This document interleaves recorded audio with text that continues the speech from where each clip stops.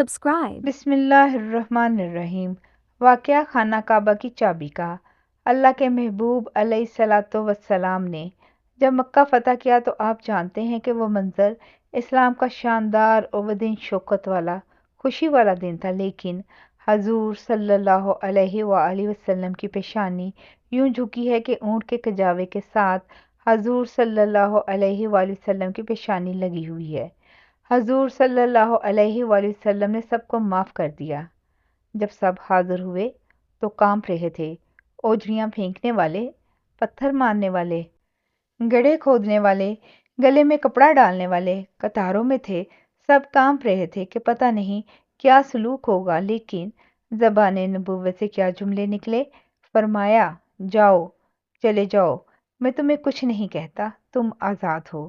آج میں وہی کہوں گا جو یوسف علیہ السلام نے اپنے بھائیوں سے کہا تھا، جاؤ، میں نے معاف کیا، آزاد ہو تم سب۔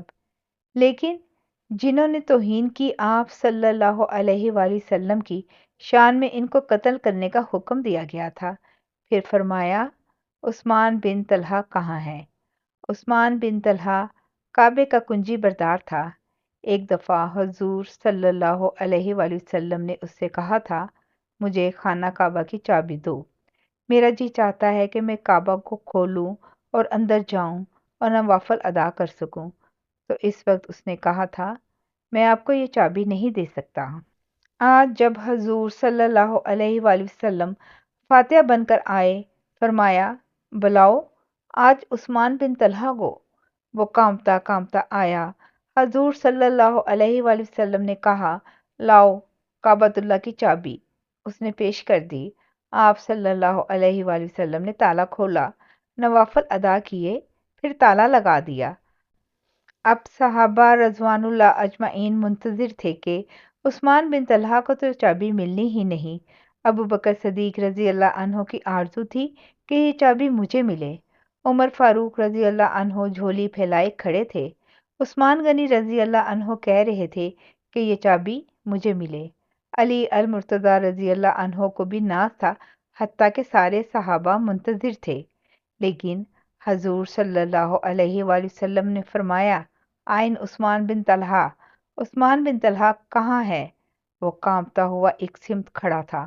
آپ صلی اللہ علیہ وآلہ وسلم نے فرمایا، یہ لو چابی، تم نے مجھے نہیں دی تھی لیکن میں تمہیں عطا کر رہا ہوں۔ اور فرمایا، اے عثمان بن طلحہ، قیامت تک تیرے سے یہ چابی کوئی چھین نہیں سکے گا۔ اور آج بھی وہ چابی عثمان بن طلحہ کی اولاد کے پاس ہے۔ تو پھر عثمان بن طلحہ آپ صلی اللہ علیہ وآلہ وسلم کے حسن سلوک کو دیکھ کر آپ صلی اللہ علیہ وآلہ وسلم کا غلام بن گیا اور مسلمان ہو گئے۔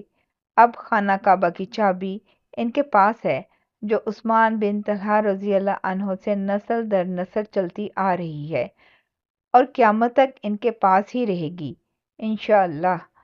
اللہ کی قدرت دیکھو کہ اس خاندان میں صرف ایک بیٹا پیدا ہوتا ہے، دو یا اس سے زیادہ نہیں۔